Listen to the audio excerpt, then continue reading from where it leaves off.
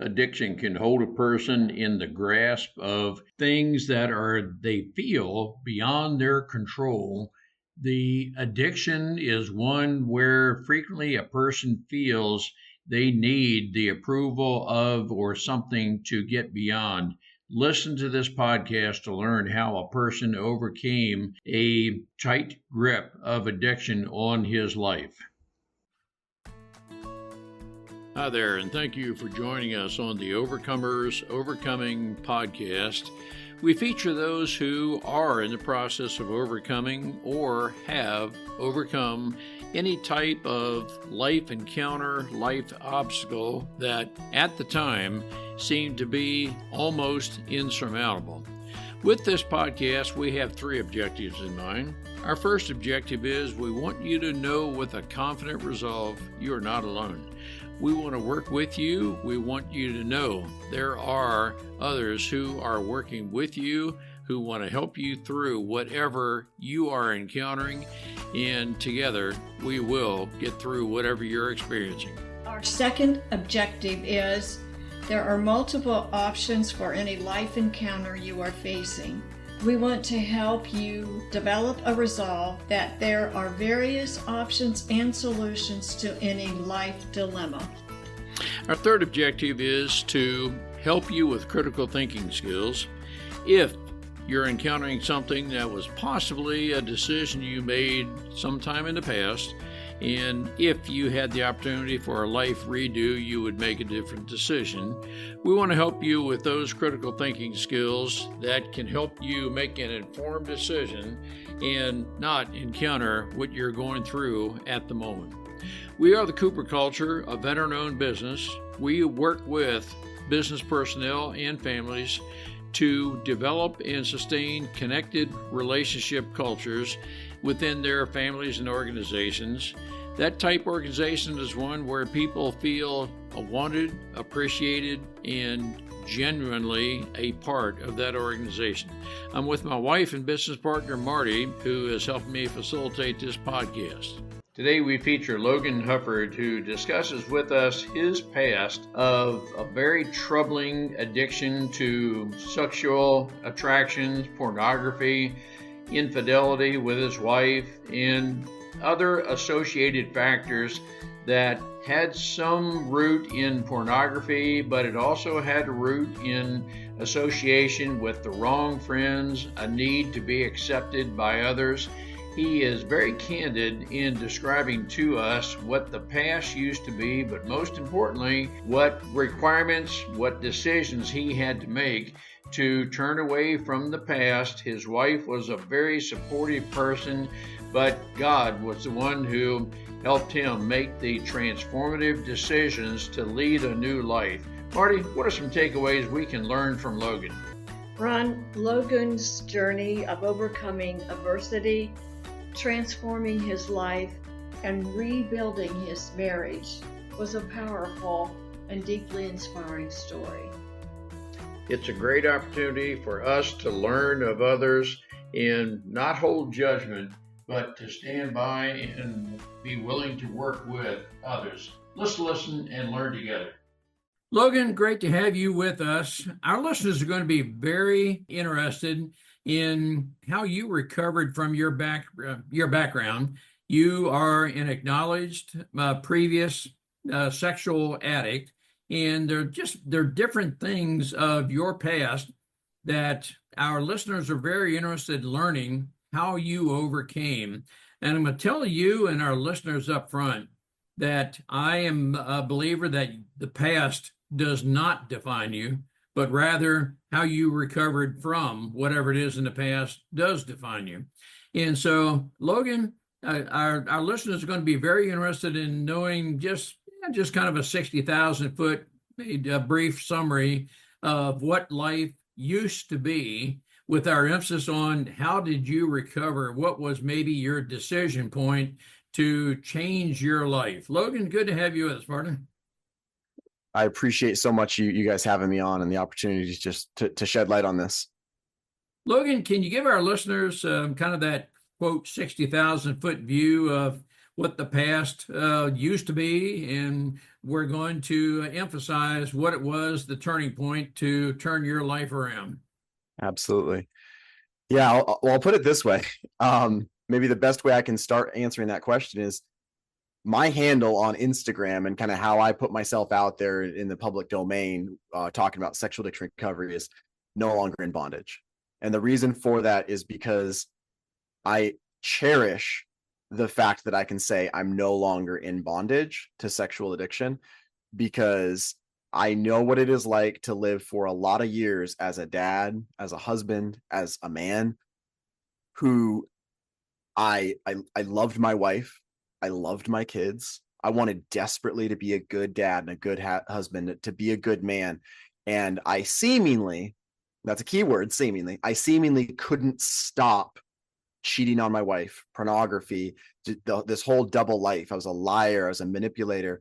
I lived in this space where as a young 20 something dad and husband, with 4 beautiful boys and an incredible wife who did everything she could to be the best wife possible. It got to the point where I hated the fact that my family had me. I hated the fact that I was a dad and a husband, not because of them, but I hated the fact that they had me for their dad, for their husband. And that's a really dark, terrible place to live. And that's where I lived for a lot of years. And I completely gave myself over to this idea that this is all I can be. I'm a cheater. I'm a liar. I'm an abuser. I can't be anything more than this. To a large extent, the evidence backed that up. The evidence seemed to point that I was never going to be more than that. And by God's grace, all of that has completely been transformed, but it was not a quick and easy process. There was no toggle switch off. Logan, as you think back on the way things used to be, would it be fair to say that you maybe had a low self-confidence? Were you seeking other people's approval? You were uncertain just where you fit best. You were uncertain your purpose. And I'm searching for the right words. Yeah. But I mean, does anything I say resonate with you? Okay, well, everything you said resonates, but for different reasons. The very first thing that you said, as you were kind of grappling for words, through the right terminology, the very first thing you said is probably the best way to describe my background, in terms of, some of the things that nothing made me an addict. And I clearly emphasize that. I didn't catch the disease of addiction. Life didn't make me an addict. I made myself an addict through a lot of unhealthy choices. But yeah, low self-esteem. I felt ugly. I felt like girls wouldn't like me when I was a kid. I felt like I would never be attractive to the opposite sex. And so, as an older teenager, as a young man, when I could start to get some sort of attention from other women, or at that point, just, other girls, right? As a teenager, when I started to get a taste of that, that was this high. And okay, I want more of that. I want more attention. I want more. And a lot of it, to the outside eye, would have seemed pretty normal. I'm a young guy learning how to talk to girls, and and trying to flirt with girls, but inside I was craving and feeding off of any attention that I could get, in the same way that somebody progressing through drug addiction or any other addiction that we think of as a more stereotypical addiction. I chased after more and more of a hit, more and more of a dopamine hit, more and more of a high. And with pornography, with attention from women, with all of this, I needed more. I needed different. I needed something darker. I whatever gave me that good feeling a year ago or 5 years ago, I needed more than that. And it progressed and progressed and progressed. But absolutely, one of the roots that I absolutely was trying to overcompensate for, one of those roots of my addiction, was my identity and me seeing myself as somebody who's unattractive, who people will not like, and trying to measure up to that. You seem to be saying, in addition to being uncertain about yourself, maybe part of that is unlovable.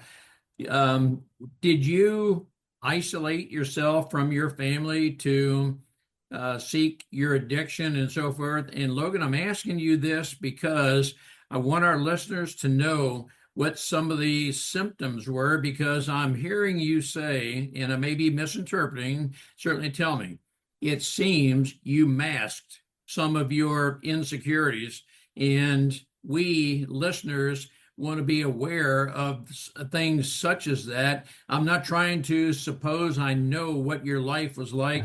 I'm just I'm trying to read into and process what you're saying. Yeah, no, I mean you're very intuitively getting a pretty good grasp of what it looked like. And as like everything in life, as with everything in addiction, it evolved, right? It didn't look the exact same when I was 22 versus when I was 14, and so on and so forth. But masking, absolutely. I was constantly trying to find the right mask for the right occasion. And of course that would be a certain type of mask as a 15-year-old kid when I'm first struggling with pornography. As a 20-year-old, first, now I'm engaged and get married, I'm a young husband. That's a different mask. As a dad, that's a different mask. At work, at church, right? Like all of these places, I'm trying to put on the right mask. And when I say that, like trying to put on the right mask, it would be inaccurate to try to convey like I was super intentionally crafting the perfect identity. It wasn't that. A lot of it was more subconscious. A lot of it was in a very unhealthy way, just intuitive, me trying to protect myself. I'm using air quotes, right? My addiction, trying to protect that part of me that I'm trying to overcompensate for. And it's defense mechanisms. And a lot of times you think about if you've ever, if you've talked to somebody who has struggled with addiction, people in recovery, read books about most often, like probably 95+% of the time, there are at minimum, there's been an acute, tragic or traumatic incident in that person's life. If not full on just, traumatic, abusive backgrounds growing up. Right. And I didn't have that. I did not have any of that, but there were still those things, that I was trying to compensate for. There were still those things that I was trying to make up for. And which just goes to show, I mean, that in this human experience, I don't need something obviously, tangibly tragic to push me to chase after addiction. We're humans. Every human has the potential to feel broken, right? Has the potential to feel empty, to feel less than.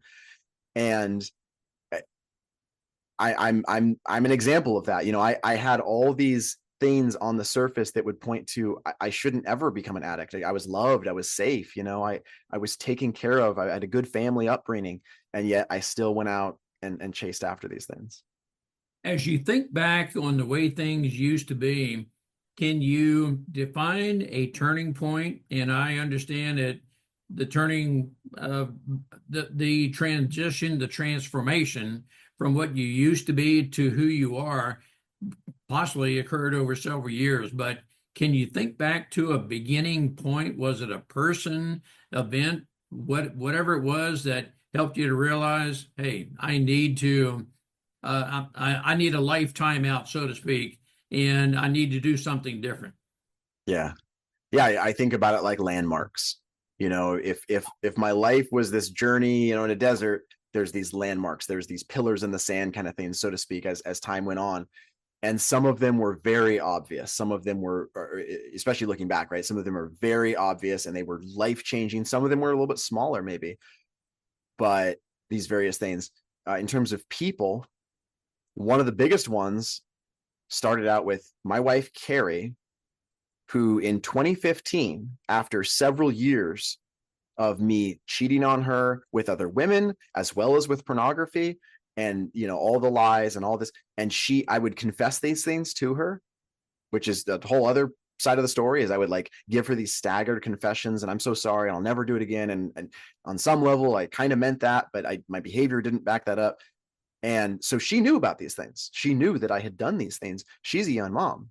She's in survival mode. She's trying to take care of kids. She's trying to just figure out how to get through the day So she had no idea how to respond, right?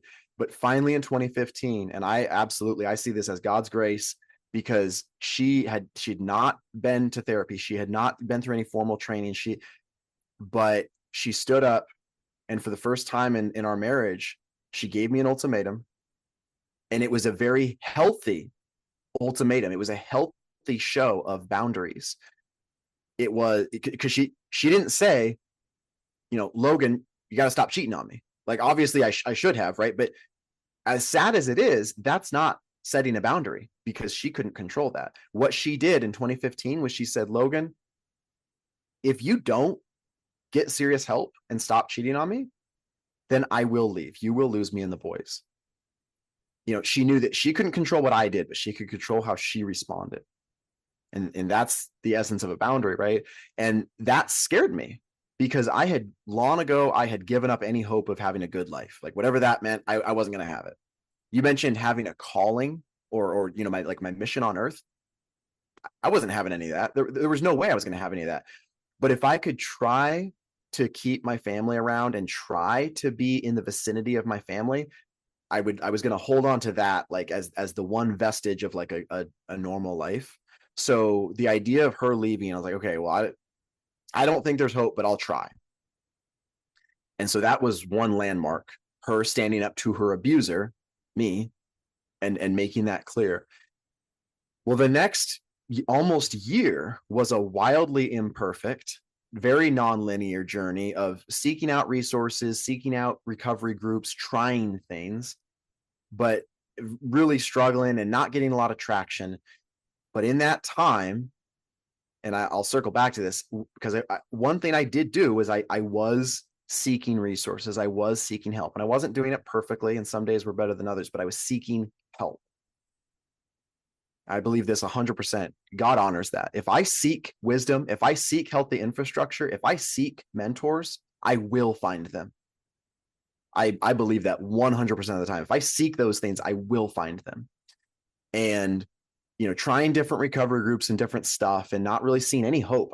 I found some guys at some groups that had done things that I had done, which honestly, like, that was something that kind of surprised me, but it still didn't give me hope, because these guys really hadn't experienced any healing. They were like, one guy had a few months of sobriety, another guy had maybe a year, but there was no transformation. There was no long-term healing.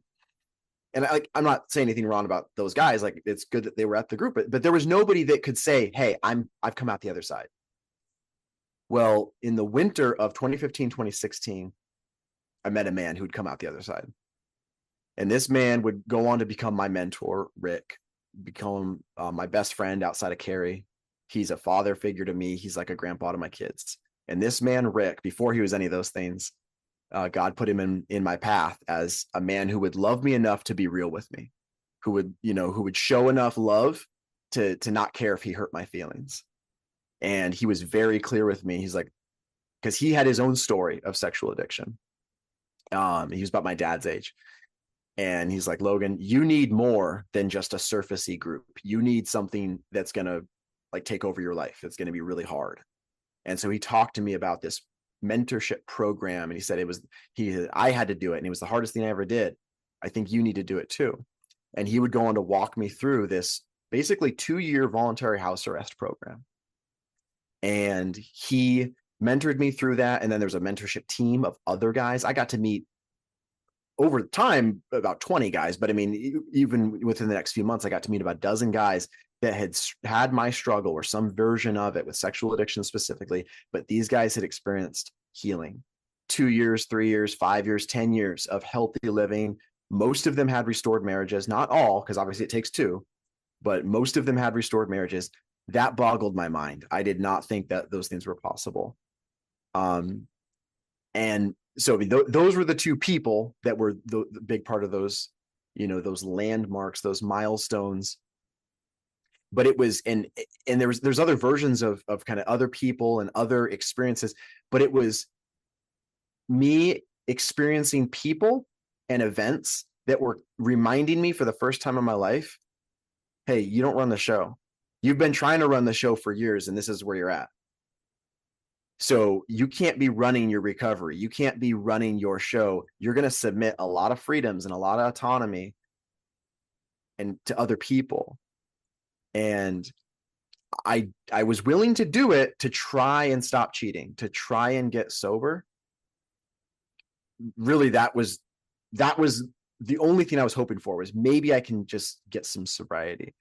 And God gave me that, but he gave me a lot more than that. Transformative healing, thriving, being able to look at my boys and love them and mentor them and be a dad to them, knowing that I'm not perfect, but I'm authentic, that I don't have a secret life, that I don't have shame hiding in the closet that I'm not going to tell anyone about. I spent 25 years going through life with literally a book full of things that I would never tell anyone because there was too much shame. And you seem to be, yeah, go ahead. So, and it's interesting because one thing you said, and I'm not, this is not me countering what you said, but just kind of adding a little texture to it. You talked about, the past not defining, and I'm with you in the sense that, like, my past mistakes don't need to define my future, right? But the beautiful part is, through recovery, like, God has taken that and he's put this incredible spin on it where my past doesn't define me. But I thought the opposite of that was, like, if the wrong mindset is my past defines me, I thought the opposite of that was like, okay, I can have a good future that's disconnected from my past, maybe. And that's not how it works. This life that I lead, that my wife and I, because she entered recovery from sexual betrayal trauma, this life that we lead, it's 100% connected to our past. The way we raise our kids comes from a foundation of recovery, comes from a foundation of, hey, we know where we've been in life. We know the stuff we've been through. And so while our past has not defined us, our past, in a beautiful way that I never thought would have been possible, our past gives this incredible perspective. Because, like, for me personally, it's the best motivator I could ever have in life, because I go home and I see these 5 faces that remind me of what I have, that by my own choices I shouldn't, right? And it keeps me going. It doesn't make life easy, but it makes days easier because it puts it into perspective. And I'll reword just a little bit of what I said about your past does not define you. Your past presented you the opportunity that you're acting on right now. And Right. the opportunity is you're benefiting others, and you can benefit others who may be experiencing or nearly or have a propensity to experience what you experienced in life. What I'm hearing you say, if I'm processing correctly, you had a wife who was willing to stay with you, work with you, albeit set a border, ultimatum. Yeah. Hey, I'll stay with you as long as you purpose to, and get your life right. I'll reword, put things in my own Yeah. terms. And Yeah. then you had the mentor who said, "Yep, been there where you were, or where you are. I'm willing to help you through this." And so it seems, Logan, through those two, you had wife, you had children that, hey, you may have said something to the effect, they deserve better, and I can work through this. I've got someone who believes in me. You've mentioned God several times. I'll tell you and our listeners, Marty and I are faith-based, and I know that can take on a lot of different meanings, but very briefly, Jesus Christ is our Lord and Savior. To him, we owe everything, and to him, that through our faith in him, in the working of the Holy Spirit in our lives, we can, should we choose to follow the wooing of the Holy Spirit, as Scripture calls it, we can overcome virtually anything. Logan, this is your story, and you've got a great story of recovery. Well, I thank God every single night when I pray with my boys and I tuck them into bed. I mean, they're getting a little bit older now, but I still go through the same routine. They're 12, 11, 10, and 8. And I tuck them in and give them a little smooch, and I just pray with them. And I thank God for salvation. I thank God for recovery. I thank God for my family. And it's again, it goes back to that motivation, that because it's born in gratitude, right? Because I'm surrounded by all of these blessings that it's not like a theoretical, like, oh, maybe I don't deserve, like, no, I know I don't deserve by my own merit, right? By my own choices that I had made in the past. It's an honor to be able to, and I always, for my own sake, I always just try to, I try to think of it to tell God's story in my life, right? Because it is, I mean, he was there the entire time. When you hear, Carrie's testimony, she talks about it from her perspective, right? And it's God was there because there was a lot of years where, from a human perspective, she was all alone. There was nobody that knew the stuff that she was going through, nobody that knew how to help her. And yet she could see God's hand, throughout that time. How can we develop the attribute of resilience? How can we learn how to bounce back? How can we adapt ourselves best to those who have experienced adversity, have experienced a bounce back through resilience, but yet need someone to walk beside them to perhaps regain their confidence? That is all a part of what we do in the Cooper culture by developing harmony at home, harmony in the workplace, harmony at church. Let's work together to create that type of harmony in bounce back resilience with people. Contact us at thecooperculture.com or Ron at thecooperculture.com or Marty, M-A-R-T-Y, at thecooperculture.com. Let's schedule a 30-minute complimentary session where we can collaborate with each other, get to know each other, and learn how we can work with you to help you develop a culture of harmony where together we work through any challenges, any life encounters we have. Would you consider yourself totally recovered from, certainly even as you are recalling the past, you know the past. I'm going to say, in the context of your past does not define you. Your memory has not been expunged of what the past used to be. Of course, you can recall that, but do you sense you are totally transformed, reformed from the past, that what used to be a temptation no longer is? Or would you categorize yourself as having to continuously guard yourself against what used to be the past? Yeah, very good question. And it's one that I'll try to be concise with my answer. I'll start by saying the same reason why I, introduced myself as, no longer in bondage. Those words were very carefully chosen. I carefully chose those words because they accurately describe where I'm at when it comes to sexual addiction. I'm no longer in bondage. But I would not use the words. I don't like words that are like hard past tense, like I am healed, or I have been, or I used to be this. And on one hand, I think we can get too caught up into verbiage, but verbiage also really matters, right? Words matter. And so I'll put it this way, like, yeah, I absolutely have to guard myself. I absolutely struggle with temptations, but they don't seem like they're going to. In the past, I would get tempted and it would be like, I just have to give in, because I've spent years building up muscle memory, both literally and also, mentally and spiritually, that I'm going to give in. And that 100% is not that way anymore. To give a very like kind of small, but really tangible example. So like I put a video out there on Instagram a few months ago where I'd come home from work to grab some lunch, and I was there for like an hour, and my wife and kids were out doing something. And this wasn't a totally unique scenario, but she's a stay-at-home mom, and so it doesn't happen all that often. But it struck me as like, there was a time, in one sense, this was like an eternity ago, but it also was only a few years ago. There was a time where if I was home alone and she was gone, she was out doing stuff, I know what I'd be doing.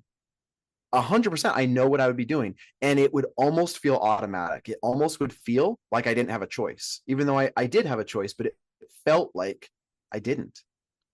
And so to be able to be home and let the dogs out and grab some lunch and, check my phone, do whatever, and not feel tempted, not feel like I'm on the edge of my seat. Oh gosh, I hope I don't do the wrong thing. Like if that puts it into perspective, it's been several years since I felt like that, where it's like, oh gosh, I hope I don't do the wrong thing. I hope I don't look at porn, or I hope I don't do this, that, and the other. So it's been a lot of progressive victory. I definitely am no longer in bondage to sexual sin. But yeah, I still have to be careful. And some of that is, okay, if certain boundaries and certain ways of interacting with the world, the movies that I watch, if these things have worked for me to help get me sober, then I probably might as well just keep sticking to these boundaries, right? There's certain movies I'm just never going to watch. It's not that if I watch that movie, I would go act out. I don't think that. But it's adding one more brick onto a wall that I don't need to be building. It's one more thing entering my mind. I just don't need that. And but at the same time, there has been a shift, and I know we're getting rambly here, but there was a time, the first few years of recovery, where my primary goal in any given situation was safety at all costs. I need to make sure that I don't act out. I need to make sure that I stay sober. I need to make sure that I'm not hurting people around me. And I think that was good. I needed to do that. So like I basically never talked to like women out when I was running errands. Like, unless I had to, I would not talk to women, like, just because my history and my MO, like, I needed like a cooling off period for a while. I didn't have Facebook. I didn't have any social media. There was a lot of things I was just like, no, I'm just going to, just go cold turkey in a lot of things. Well, the last few years, I still want to be safe and I want to be healthy, but it wouldn't be accurate to say that safety is my number one goal at all costs. Because something that I'm doing right now, having a conversation, on a podcast, the work that I do on Instagram, those things absolutely expose me to triggers. They expose me to things that I don't have to sign up for that. Right. When I get on podcasts, I'm going to talk with somebody who live in who knows where, and I don't know them from Adam. Some of them are guys, some of them are women, but there absolutely could be something that could come up from that I would have to be careful of. And the safest thing would for me to just not do it. The safest thing would for me to not put out recovery content on Instagram, because there's a lot of temptations on Instagram. But, I've chosen to look at the situation and go, okay, I'm still going to be safe, but I'm willing to do battle with temptation as long as it's not going to take me down. And I've got a lot of accountability. I've got a lot of people that are checking in on me and checking me for red flags and stuff like that. And I'm thankful for that, because because I can say that I'm no longer in bondage to it.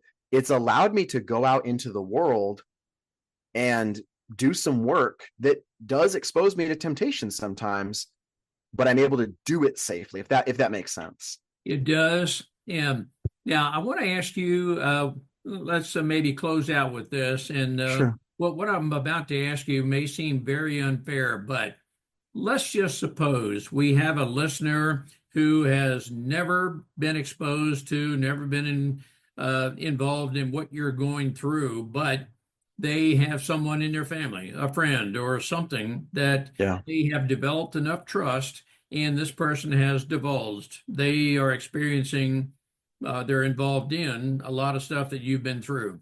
And you described the one person who said, yep, I've recovered from, he became your mentor. But for maybe those of us who have not experienced what you have experienced, but yet we've developed a trusting relationship, can you help us with the person who, how do we work with a person who may be in bondage too, as everything you described, but I can't totally identify with that because I've never experienced that, but Logan, the friend I'm working with, I want you to know I will be your trusted counterpart, the accountability partner to help you through what you're through. Can you help us help the listener who may be engaged in a similar relationship? Yeah, this is a really, really important topic because every single human on earth falls into this category. All of us know somebody that is going through a struggle that we don't know, or like that we haven't personally experienced, right? Whether it's addiction or not. So yeah, on one hand, I will share one of the things that I look back on in my past, and I'm so thankful for it, is what I used to meet with a pastor at a church that I used to attend. And this guy, I mean, he's still a good friend of mine. He's an incredible pastor, incredible man of God. And this man, when I first had confessed things, I hadn't started like really reaching out to groups and stuff, but I confessed to Carrie, and she was like, "Can you please talk to Pastor Steamer?" And so I talked to him, and he met with me for a while, and I was totally not 100% honest with him. I tried to manipulate, and I give him these half truths and stuff. But in that time of meeting with him, he would listen to me share. He tried to be my accountability partner. He tried to ask me good, insightful questions, and all, as well as biblical counseling. But at one point, I remember he told me, and this has always stuck with me. He's like, "Logan, I love you and I want to help you. But I don't know the level that you struggle. I don't know that. I can't identify with that." And I'm really thankful that he was willing to say that, because there's a lot of pastors, there's a lot of mentor type folks that take on the idea of, well, if I love this person, I need to try to be everything for them. And that's just not the case. If somebody struggles with heroin addiction, can I give them good advice? Can I be a loving part of their infrastructure? Yeah. But I shouldn't try to be their primary accountability partner, more than likely. Now, until they find somebody, am I willing to try and help? Absolutely. But ultimately, they probably should work with somebody who understands substance addiction personally, if not literal heroin addiction, right? So I would say, just for anyone who's a loved one, yes, pray for that person. Be willing to give them tough feedback.